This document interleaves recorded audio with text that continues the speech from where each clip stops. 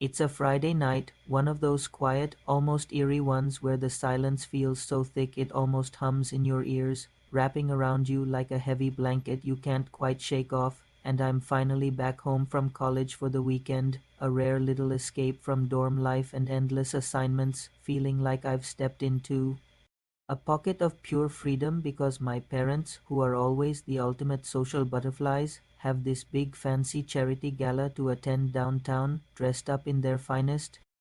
Meaning they'll be out super late and the entire house, every creaky corner of this big old two-story place is completely mine, no sharing the remote, no lectures about volume, just me ruling the kingdom with the giant living room TV, a towering mountain of snacks piled on the coffee table, chips, popcorn, chocolate, the works, and a full commitment to diving headfirst into the latest true crime series everyone has been buzzing about on Netflix, the kind with shadowy reenactments and that ominous music that pulls you right in. So I'm curled up under my favorite fuzzy blanket, lights dimmed low, completely lost in the show as the on-screen detectives close in on their suspect, the tension building so thick I can feel it in my chest while I crunch away on chips, totally in the zone, not a care in the world, when suddenly thump, thump, thump, I hear it for the first time, faint but unmistakable, like slow, deliberate footsteps coming from directly above me, right in the master bedroom, which happens to be my bedroom when I'm home. And my heart skips a beat because I instantly pause the show, the room plunging into that abrupt, heavy silence that makes every little sound 1,000 times louder. And there it is again, clearer now, someone pacing back and forth up there, slow and measured, and I freeze completely, my hands still hovering over the chip bowl, chips. Forgotten, because my first thought is maybe Dad forgot his wallet or something and came back, but no, that can't be right, they left over an hour ago.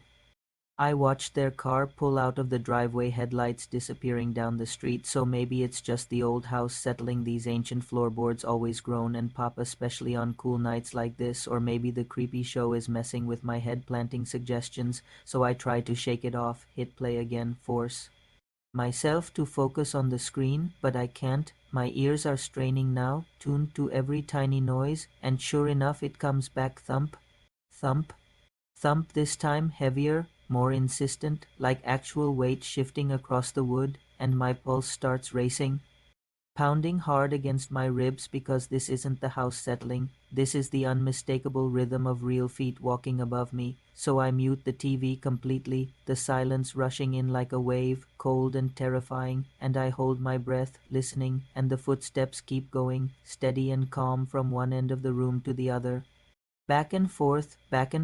until suddenly they stop right over my head and everything inside me turns to ice, my blood running cold because every single horror movie I've ever laughed at is suddenly my reality. I'm that idiot home alone hearing strange noises, and my mind explodes with questions. Who could it be? A burglar who saw my parents leave and thought the house was empty? Someone dangerous hiding up there waiting for the perfect moment? And I grab my phone off the cushion, fingers shaking so badly I can barely swipe to unlock it, debating who to call because police feels too extreme. What if it's nothing and I look ridiculous, but it's definitely something? So I scroll to my best friend Mia. She only lives a few blocks away.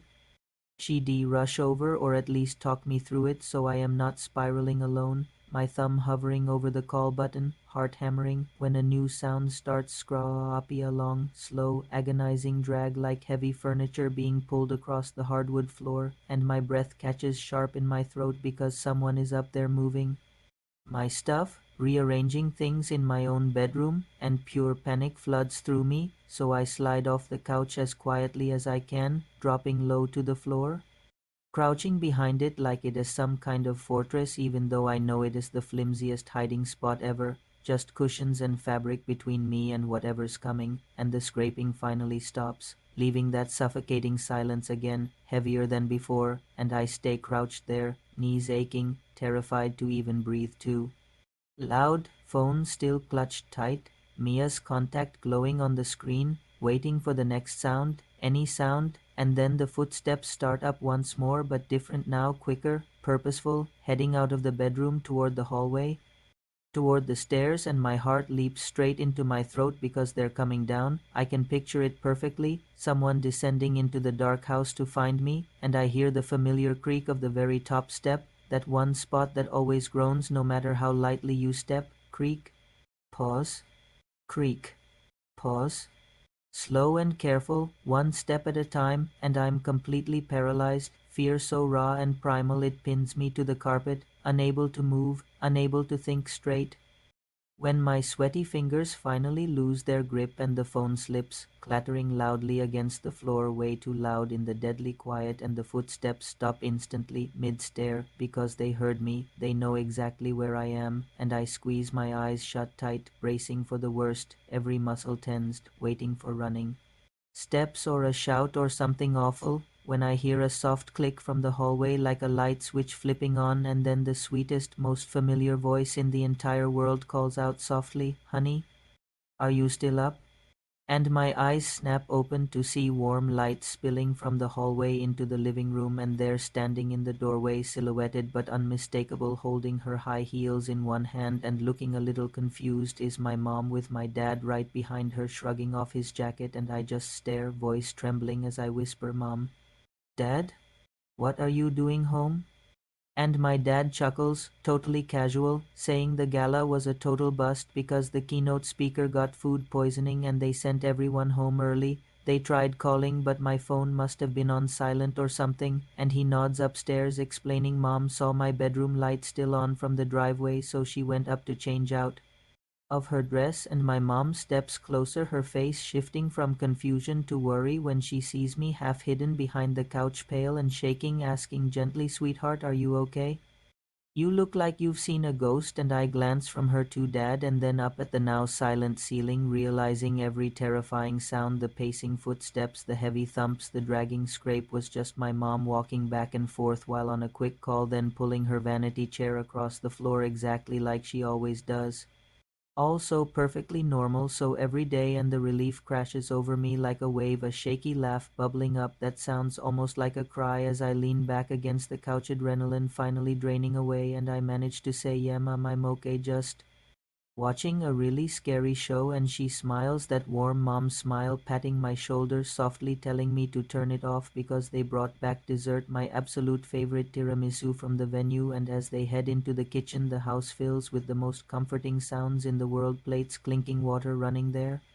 quiet chatter and laughter, turning the once menacing silence into something alive and safe and home. And I stare at my dark reflection in the TV screen, still a little wide-eyed, picking up my phone to see the missed call notification from Dad, taking one long deep breath, because sometimes the scariest monsters are the ones we build inside our own heads, twisting familiar creaks and thuds into nightmares. And sometimes the greatest relief is just hearing your parents' voices and knowing you are not alone. After all, so I quickly delete that true crime series from my watch list. I think I'll stick to light-hearted comedies for a good long while, and thanks for listening to my story. It is kind of hilarious now how our imaginations can run wild and turn nothing into pure terror, isn't it? If you've ever had a moment like this where your brain turned a totally innocent noise into a full-blown horror movie, drop it in the comments below. I'd seriously love to know I am not the only one who jumps to worst-case scenarios. And hey, if you enjoyed this little tale, don't forget to like, subscribe, and hit that bell for more stories just like it. Stay safe out there, friends, and remember, most bumps in the night are just life being perfectly ordinary. Nexus of Nightmares signing out.